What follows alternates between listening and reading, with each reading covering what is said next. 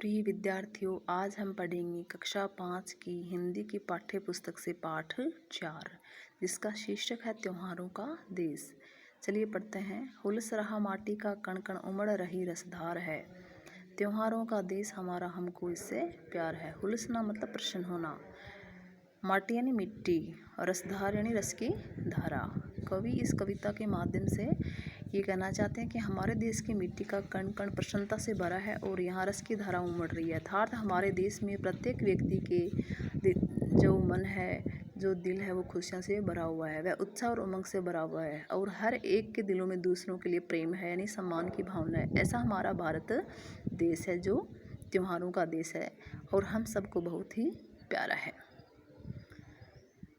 मन भावन सावन आते ही हरियाली छा जाती है। कवि कह रहा है कि जैसे ही सावन का महीना आता है, वह सबके लिए खुशियां ही खुशियां लेकर आता है। सब तरफ धरती पर हरियाली की चादर बिछाती है। राखी के दिन बहन खुशी से फूला नहीं समाती है। रक्षाबंधन का त्यौहार होता है, वो भी श्रावण मास में ही आता है, यानी श्रावण के महीने में आता है। और रक्षाबंधन का त्यौहार होता है, रक्षा सूत्र, बहन अपने भाई के रक्षा सूत्र बांधती है। ये भाई और बहन के प्यार का प्रतीक है। इस त्यौहार पर बहनें अपने भाई की राखी बांधकर बहुत खुश होती हैं। घर बार झूले ही झूले, गाते राग मल्हार है। कवि क्या कह रहा है कि सावन में पेड़ों पर झूले डाले जाते हैं और ललनाएँ क्या करती हैं, वर्षा ऋतु का गीत गाती हुई क्या करती हैं, झूले झूलती हैं और खुशियाँ पाती हैं, यानी खुश रहती हैं, बहुत ही खुश हो जाती हैं। राग मल्हार क्या होता है? मल्हार होता है वर्षा ऋतु के समय गाए जाने वाला गीत या राग। वर्षा ऋतु में गाए जाने वाले राग को कहते हैं मल्हार। त्योहारों का देश हमारा, हमको इससे प्यार है। कवि क्या कह रहा है कि हमारा भारत देश है वो त्योहारों का देश है और हम सबको बहुत ही प्यारा है। अब है आज़ादी के दिवस तिरंगा घर घर पर लहराता। तिरंगा क्या है? हमारा राष्ट्रीय ध्वज। आज़ादी के दिवस तिरंगा घर घर पर लहराता है, वीर शहीदों की गाथाएं हमको याद दिलाता है। कवि क्या कहना चाहता है? कवि कह रहा है कि स्वतंत्रता दिवस पर हम सब भारतीय घर या हर जगह क्या करते हैं, तिरंगा झंडा फहराकर आज़ादी का पर्व मनाते हैं। यह दिवस हमें क्या करता है, हमारे देश के खातिर शहीद हुए लोगों की गाथाओं की याद दिलाता है। उनके बलिदान की वीरतापूर्ण कहानियाँ सुनकर हमारा हृदय क्या होता है, श्रद्धा से भर जाता है,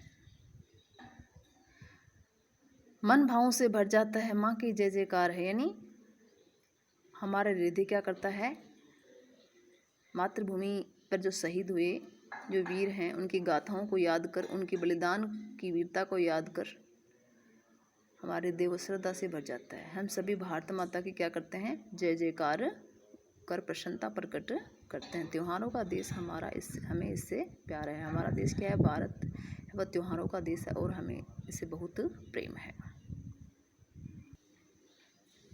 आता है हर वर्ष दशहरा, होते खेल तमाशे हैं, दिवाली प्रदीप दान, फुलझड़ियाँ खिल बतासे हैं, धूम धड़ाके और पटाखे की कैसी भरमार है। त्योहारों का देश हमारा, हमको इससे प्यार है। कवि क्या कहना चाहता है? कवि ये कहना चाहता है, वर्षा ऋतु के बाद कौन सा महीना आता है, अश्विनी माह, यानी अश्विनी माह में प्रतिवर्ष विजयदशमी या दशहरे का पर्व आता है। इस दिन कई खेल तमाशे होते हैं, कई प्रकार के खेल खेले जाते हैं। दीपावली का जो त्यौहार है, लोगों के जीवन को उत्साह और उमंग से भर देता है। इस पर्व पर सब लोग क्या करते हैं, दीपावली के त्यौहार पर या दीपावली के पर्व पर दीपक जलाकर रोशनी की जाती है और क्या करते हैं, मिठाइयाँ बांटी जाती हैं, विभिन्न प्रकार की आतिशबाजी और पटाखे चलाए जाते हैं। ऐसे त्योहारों से परिपूर्ण हमारे देश से हमें बहुत प्यार है। ऐसा कौन कह रहा है? कवि कह रहा है। भाईचारे का संदेशा ले ईद मुबारक आती है, मीठी खीर सवैया सबके मन को भाती है। कवि क्या कहना चाहता है? कवि कहना चाहते हैं कि आपस में भाईचारे का संदेश देता हुआ ईद का त्यौहार आता है। इस दिन लोग अपने घरों में क्या करते हैं, मिठाइयाँ बनाते हैं, खीर व सेवैयाँ बनाते हैं, जो सबको बहुत अच्छी लगती हैं। आप लोगों को भी लगती हैं ना? तो सब लोग आपस में गले मिलकर ईद का त्यौहार मनाते हैं, ईद की मुबारकबाद देते हैं। ये त्यौहार आपसी भाईचारे को बढ़ाने वाला होता है। खेल खिलौने पाते बच्चे क्रिसमस के उपहार हैं, त्योहारों का देश हमारा हमको इससे प्यार है। कवि क्या कहना चाहता है कि भाईचारे को बढ़ाने वाला त्यौहार, ईद के बाद कौन सा त्यौहार आता है? क्रिसमस का त्यौहार आता है। बच्चों को बड़ों से उपहार व खिलौने मिलते हैं, सब लोग इस त्यौहार पर बहुत प्रसन्न होते हैं। त्योहारों के ऐसे हमारे देश से हमें बहुत ही प्यार है, ये कवि इसके माध्यम से कहना चाहते हैं। अब आगे कवि क्या कह रहे हैं? लोकतंत्र की झांकी ले 26 जनवरी आती है, बासंती फूलों की खुशबू झोले में भर जाती है, होली में डफ ढोल मंजीरे रंगों की बौछार है, त्योहारों का देश हमारा हमको इससे प्यार है। कवि क्या कहना चाहते हैं? कवि कहना चाहते हैं 26 जनवरी को हमारे लोकतंत्र का उत्सव गणतंत्र दिवस यानी राष्ट्रीय पर्व के रूप में अत्यंत हर्ष और उल्लास के साथ मनाया जाता है। वासंती फूल, वासंती मतलब वसंत ऋतु के बारे में कहा गया। वसंत ऋतु में सारी प्रकृति अपना श्रृंगार करती है, यानी हरी भरी हो जाती है, खूब हरी भरी हो जाती है, बहुत ही सुंदर लगती है।